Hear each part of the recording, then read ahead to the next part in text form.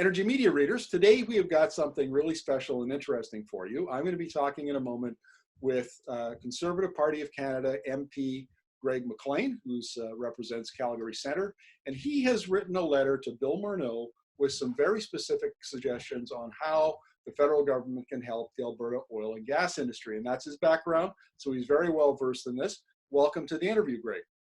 Thank you, Markham. Thanks for having me. Now, look, I really appreciate you coming on doing this video interview.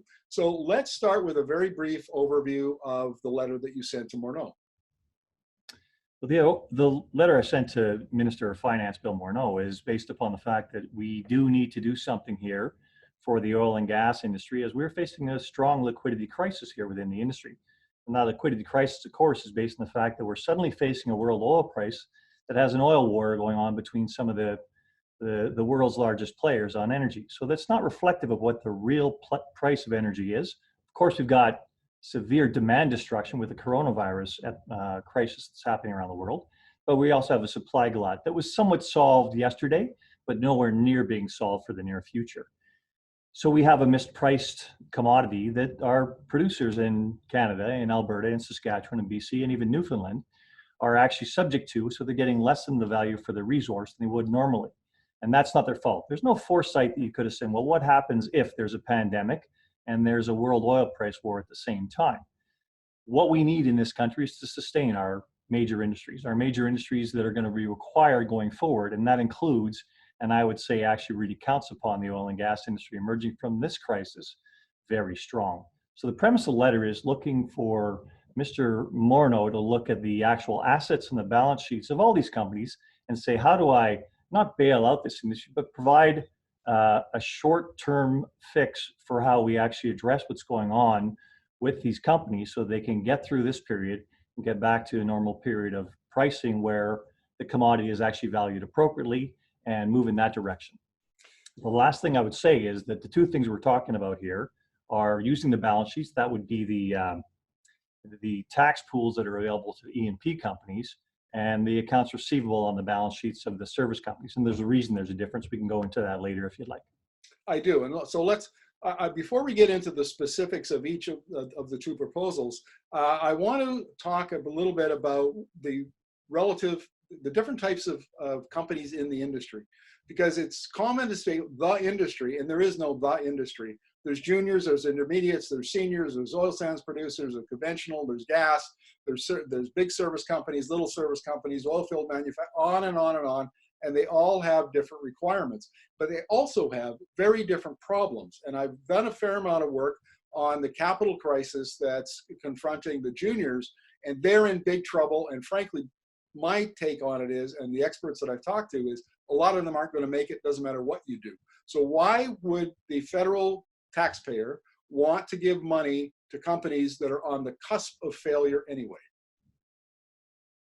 Well, I would challenge that. First of all, there's a lot of juniors that make a lot of money, that make a lot of good sense in normal times. Those juniors are just small companies with small reserves. It is a consolidating industry. It is an industry that's going through that phase where smaller companies should be amalgamating into larger companies, and that's been happening for 5 years now. So this is not an instrument that's meant to stop that natural process of what's happening in our basin, because that is a natural process. What stymied that in the last 5 years has been the uncertainty around where the resource actually is on a pricing basis vis-a-vis the US assets. And I think a lot of companies have been waiting for some kind of repricing mechanism that hasn't happened. So that is no longer a wait and see game. That has to be over. What has to happen here is those companies that actually are viable, that have good management teams, that are making good decisions, don't get thrown in under the bus with the fact that, oh, we're small, so therefore we have to be lumped in with the other small players. You know what? This is actually an area where we agree. And I think one idea, and I'll be curious to see what you think about this, is the ones with the companies who are either intermediates or seniors who do have good balance sheets, do have access to capital and financing. I would like to see an orderly transition or acquisition, consolidation of the little guys into the bigger guys, so that we don't have orphan wells, so that we don't have bankruptcies, so that we protect the investors, protect the workers, all of that. And and now would your idea of a tax pool, would it facilitate that orderly transition? Yeah, and obviously the devil's in the details in all these programs. You don't want to throw the baby out with the bathwater as far as what you're trying to accomplish here. And you do want strong companies going forward. Companies that are well managed, that know how to make good management decisions in a reasonably priced environment. That's what this is meant to accomplish. And I think that most of the oil industry understands that as well. And so does the finance industry. Recognize I come from the finance end of the industry. So it is more the way I look at this proposal. And we know that there were companies that were walking wounded going into this equation, and they were surviving because a lot of their creditors would not pull their lines because of the uncertainty created around the Redwater decision, for instance. The ground has been shifting on these players for some time.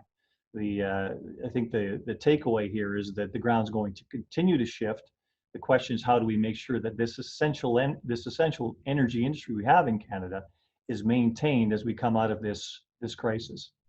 I want to explore your position on the seniors. So we're talking about, like I talk about the big five, the Cenovus, Suncor, CNRL, Husky, and Imperial. And then there are some other seniors making more than 100,000 barrels a day that are pretty good shape. These guys, the big five in particular, have really, really solid balance sheets, cash in the bank, access to capital if they need it into financing. So should the federal government's support program, we'll call it, should it support those companies as well? Well, ideally, those companies aren't going to need support right now, because you actually take a look at the balance sheets of those companies. Most of them don't have actually tax assets. Most of those are well managed. And the question is okay, if you've got a whole bunch of tax assets on your balance sheet, there's a reason for it. But there are companies with tens of billions of dollars of, I think the largest one has about $10 billion worth of tax assets on their balance sheet. That's something that somebody's going to pick up at some point in time. So for instance, take a mid-cap player that's not going to do well in this current environment of $5 WCS. Those assets will be picked up, and of course those tax pools get streamed with those assets, so a large player will still use those assets and reduce their taxes going forward. The premise of what I'm putting on the table here for the government to look at this point in time is, as opposed to going through the shuffle, just get those assets taken care of at this point in time, as opposed to having them deployed in the future. It is a very sound financial way of looking at the problem and not going through the actual shifting we have to do in that process. The part of the transition that is difficult, of course, is the costs of insolvency.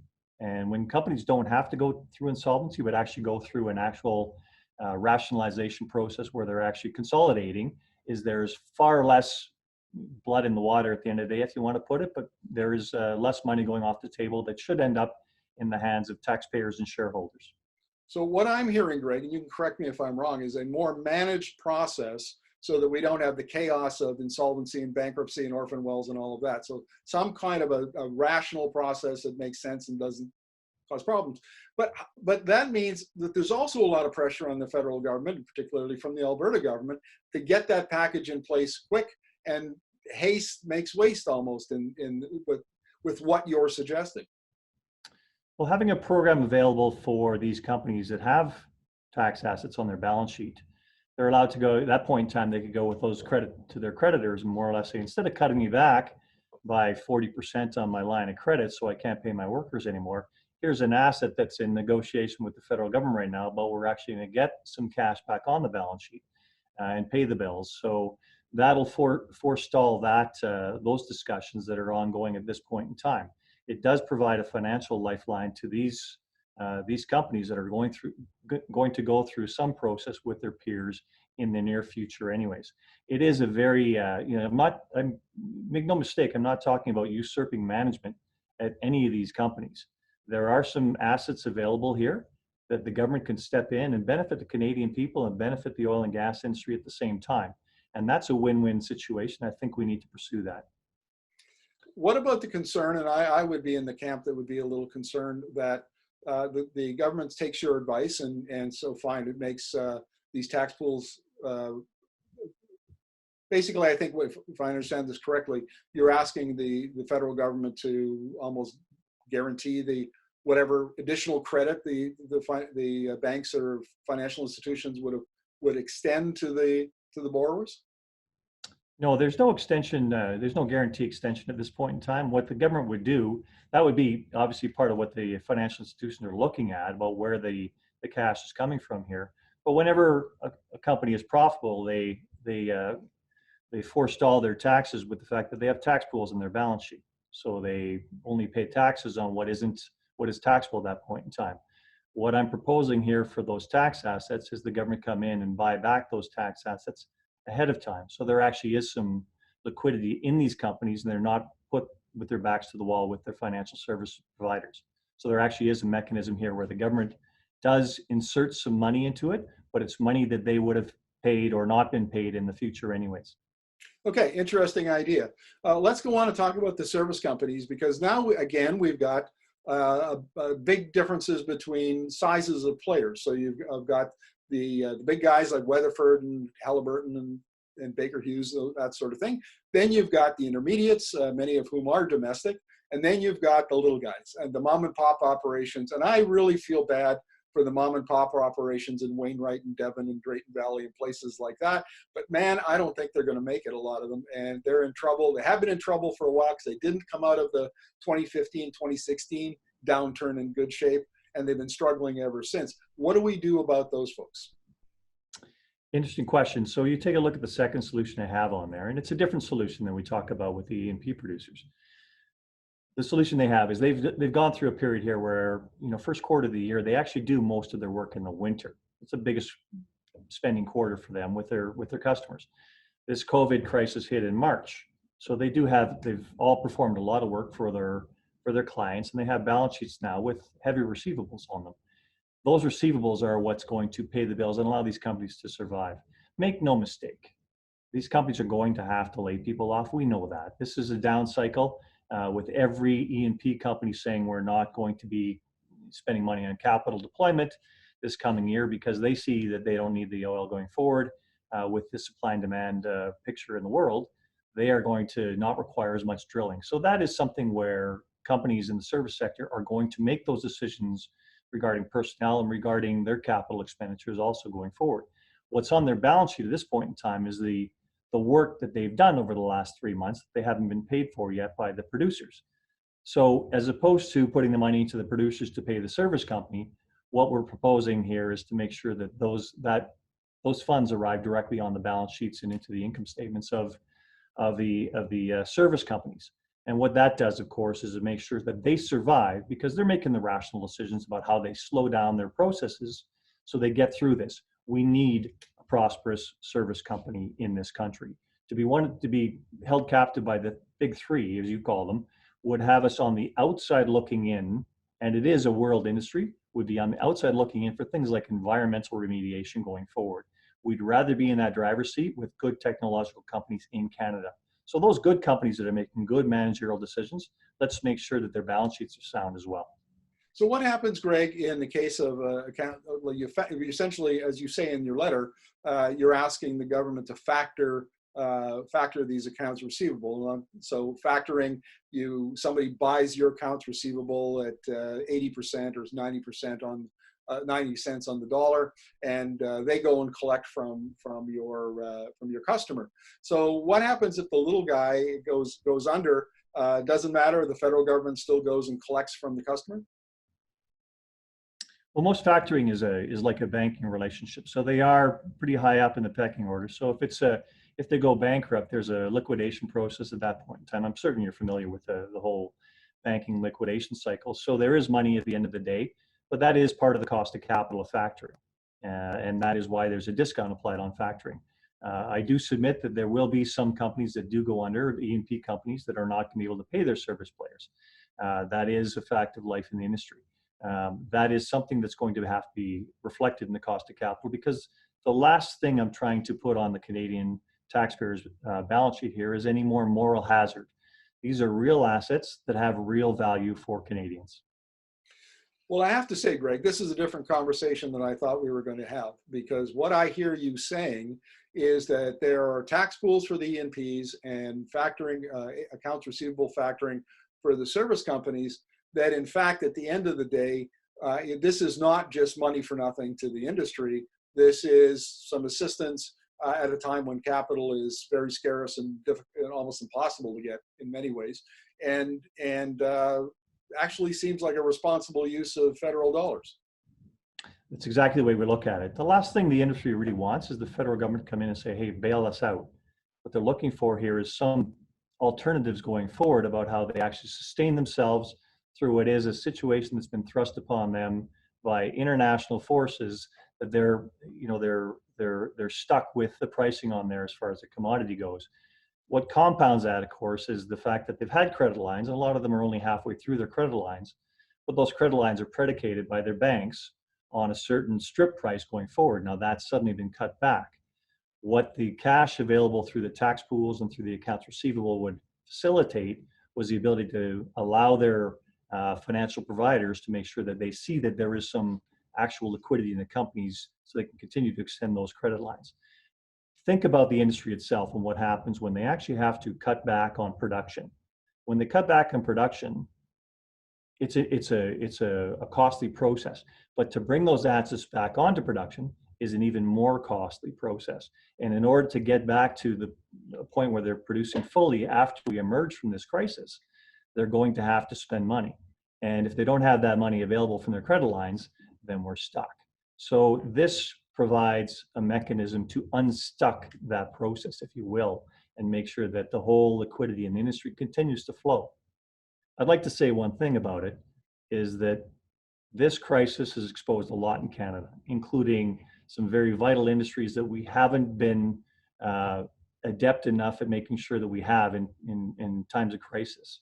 We need to make sure that the energy industry survives because it is a very important industry to this country, and we need it going forward. We need to treat the energy industry in this crisis just like we treat the other industries in Canada. And in the letter to Minister Morneau, one of the points I make is take the airline industry. Treat us the same as the airline industry. Nothing that the airline industry is looking at foresaw this crisis. And they've had a supply demand, obviously, that's a black swan event for them as well. We are going to help them come out of this process. We need to treat the oil and gas industry the same way. And the beauty of the oil and gas industry in Canada is that we have the assets in that industry so we can actually take some action quickly with the government and have some security on these assets and know what's going to come back to the Canadian taxpayers to a large extent after we emerge from this. Greg, thank you very much for this. I really appreciate it. And especially I appreciate your expertise that you know, from your industry career, because that's provided an insight that I have not had yet from experts. And it's a lot of what you say makes sense. And I would say that personally, I think that the government has actually shown the industry a fair amount of respect. And I know that's not a popular view in Calgary. In fact, I've had many people in Calgary tell me that it's not a popular view, and that's okay. But you know, the government has put lots of money into R&D, bought a pipeline. There's all sorts of things that it has done, and I think the government. At the end of the day, I know the support package is late. It should have been here 3 weeks ago. But I'd be very surprised if it doesn't have some of the stuff in it that you've suggested. And in fact, I hope it does. I think those are sensible ideas. Thank you very much. Appreciate it. Good talking to you.